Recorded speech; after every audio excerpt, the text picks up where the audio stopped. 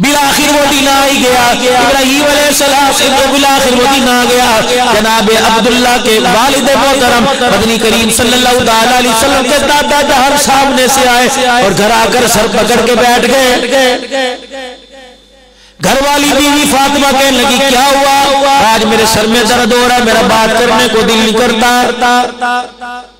हम कोई आम आदमी नहीं है, हम बैतुल्लाह के मजावर हैं, हम कोई आम आदमी नहीं, हाजियों की खिदमत करने वाले, या तवाफ जो करने आता है, हज करने के लिए आता है, हम उनकी मेहमान नवाजी करते हैं। सत्तू हमारे घर से जाता है, शहद हमारे घर से जाता है, खजूर हमारे घर से जाती है, जो रातियां कयाम करता है, बिस्तरा हमारे घर से जाता है, खाना हमारे घर से जाता है। लेकिन आज मुझे अपनी इज्जत रुलती नजर आ रही है। लगता है आज के बाद अब्दुल मुत्तलिब बैतुल्लाह की मजावरी तो दूर की बात है, घर से निकलना बंद कर देगा। बीवी कहने लगी क्या हो गया? बूढ़ा आदमी सठा तो नहीं गया? अब्दुल मुत्तलिब बता तो सही क्या बात है? जनाब आमना का चेहरा देखा अब्दुल मुत्तलिब ने, कहने लगे जिसकी वजह से मक्के के सरदारों ने मेरी पगड़ी पे उंगली उठा दी है। अब्दुल मुत्तलिब होश कर, हमारी बहू पाक दामन है, बाहया है, बाकिरदार है, ये सारा उंगली उठा दी। आज मुझे मक्के के सरदारों ने मुझे हरम में घेर लिया और कहा अब्दुल मुत्तलिब तेरी बहू बेवा है और अरब का रवाज है बेवा औरतें खुशबू नहीं लगाती, लेकिन हमारी घरवालियां जब तेरी बहू के पास जाके हाथ मिलाती हैं, हाथ छोड़ के जब घर वापिस आती हैं, कई कई दिन तक उनके हाथों में से खुशबू आती रहती है। बड़ा है बैतुल्लाह का मजावर, जाकर पूछ क्या मामला चल रहा है? जनाबे नबी की दादी जान की आंखों में आंसू आ गए। कहने लगे अब्दुल मुत्तलिब तेरे से तो आज लोगों ने पूछा, एक हफ्ता हो गया मेरे सर का दर्द ही नहीं जा रहा, परेशानी बढ़ रही है। मक्के वालियां सारी घर में इकट्ठी होके आ गई, तेरे से तो कह रही है हाथ से खुशबू नहीं जा रही, और मुझे कह रही है ए फातिमा, ए मोहम्मद अरबी की दादी जान, ए अब्दुल्ला की मम्मा जान, अब्दुल मुत्तलिब की घरवाली, ए मक्के की सरदारनी, सरदार की औरत, अल्लाह अकबर। लोगों को घरों पे पानी की बारिश होती है, सुबह उठ के बाहर आके देखा कर तेरे घर के ऊपर इतर की बारिश हो रही होती है। बेटी राज बता क्या है? अपने दादे की, अपने बाप की पगड़ी को देख, अपने बाप के रुतबे को देख, सुसर के। जनाबे सैयदा आमना ने मुस्कुरा दिया। अब्दुल मुत्तलिब कहने लगे मुस्कुराने की बात है, मजाक उड़ा रही है। कहने लगे अब्बा जान आपसे अगली बात कहूँ, आप मुझे झल्ली कहोगे, आप मुझे कमली कहोगे, आप मुझे दीवानी कहोगे, आप मुझे बेवकूफ कहोगे, पैदा करने वाले की कसम है आप तो कपड़ों से खुशबू की बात करते हो। मैं आमना जब जमीन पे थूकती हूँ तो मेरे थूक से भी खुशबू आने लग जाती है।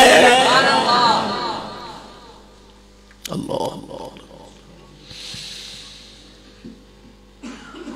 दादा समझदार था, बैतुल्लाह का मजावर था, हाथ पकड़ के बैठ के बच्ची और बता क्या बात है?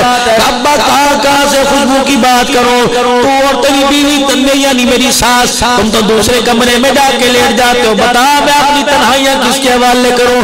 अब्बा जान मेरे माथे पे पसीना आवे, अब्बा जान मुझे गर्मी लगे, मैं करवट बदल के देखती हूँ, ऐसी औरतें मुझे आके पंखा जलती है, मेरे ऐसी औरतों को मक्के में देखा ही नहीं है। मेरे अब्बा जान मैं आसमान की तरफ देखती हूँ, अगर मैं खारिज करने के लिए हाथ ऊपर नीचे करूँ तो आसमान का चांद मेरे हाथ से दाएं बाएं होता है। अब्बा जान तुझे क्या पता, रात का आखिरी पैर होता है, आसमान के सितारे जमीन पर आकर मेरे पैरों का बोझा लेके जाते हैं। अब्बा जान जब ये अमानत मेरे पेट में आई उस वक्त से लेकर आज 4-5 महीने हो गए, कोई रात ऐसी नहीं गई जिस रात में ख्वाब में आकर मुझे किसी नबी ने मुबारकबाद न दी हो। तो खुशबू की बात करता है। हुजूर की दादी जान आगे बढ़ी, अल्लाह अकबर, एक दीवार से यूं करके मट्टी खुरच के लेके आई। अब्दुल मुत्तलिब जरा इसे भी सूंघियो। जनाब अब्दुल मुत्तलिब ने उसे सूंघा, कहा ये क्या, तू तो कपड़ों से खुशबू की बात करते हो, कल रात आमना यहाँ से गुजर रही थी और गुजरते गुजरते यूं करके हाथ लग गया, 24 घंटे हो गए, दीवार की मट्टी से भी खुशबू आ रही है।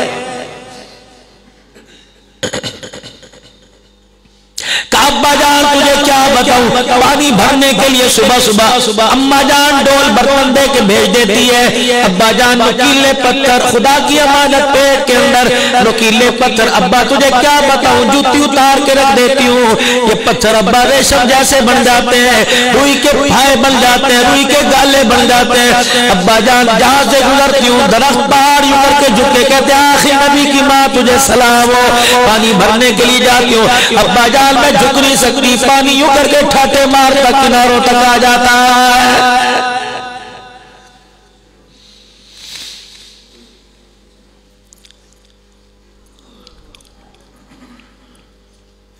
मौला मनाजिर हसन साहब गिलानी रहमतुल्लाह अलैह और एक और अल्लाह वाले के बारे में आया। मैं दिल्ली से काजले का सफर कर रहे थे, रास्ते में असर की नमाज का वक्त आ गया। आप सवारी से उतरे, आपने दाएं बाएं वुजू के लिए पानी तलाश किया, कहीं से पानी नजर ना आया।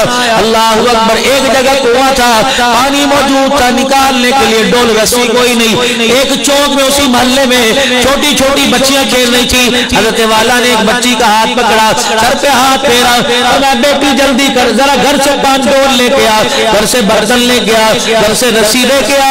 बच्ची कहने लगी बाबा क्या करेगा, इतना सारा सामान क्यों मंगा रहे हो? बच्ची तुझे पता नहीं सूरज गुरूब होने वाला है, असर की नमाज का वक्त आ गया, मैंने वुजू करना है, पानी खींचना है, वुजू करना है। कहने लगी बस इतनी सी बात है। कहा अल्लाह फरमाते उस बच्ची ने मेरा हाथ पकड़ा, पानी के कुएं के पास ले गई और बिस्मिल्लाह पढ़कर पानी में थूक दिया। जैसे उसका थूक पानी में जाके गिरा, ठाठे मारता पानी किनारों पर आ गया।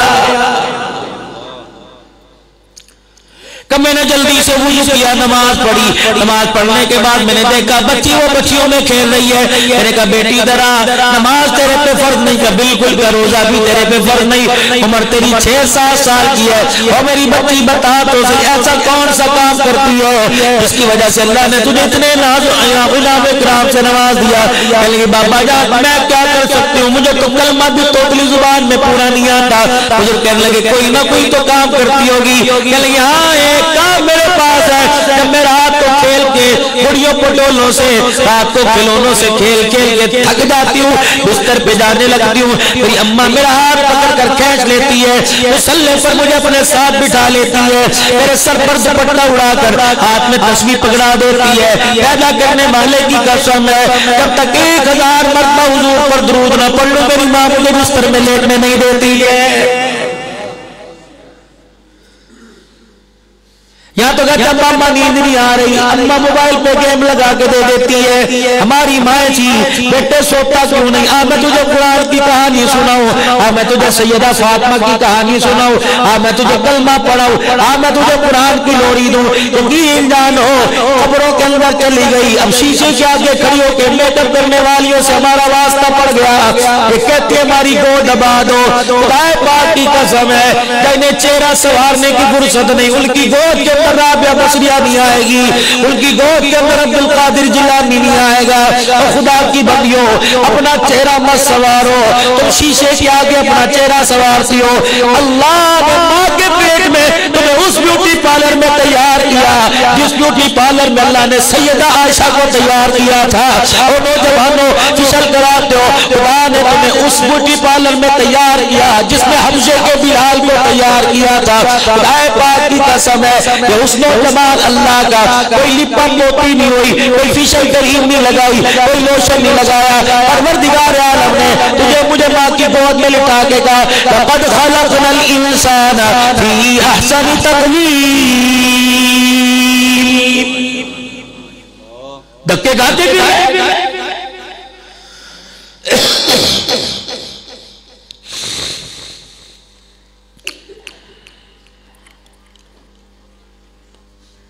खुदा से गोद का हुस्न मांगो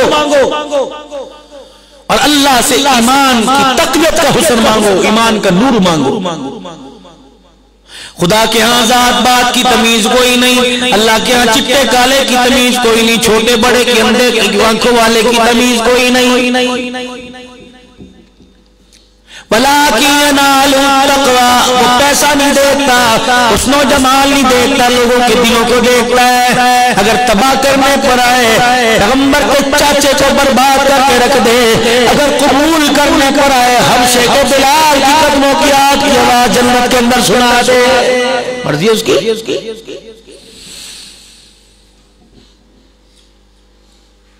अगर चाहते हो कि अल्लाह उसके रसूल की निगाह में कामयाब हो जाए तो भाई कुर्बानी देना पड़ेगी।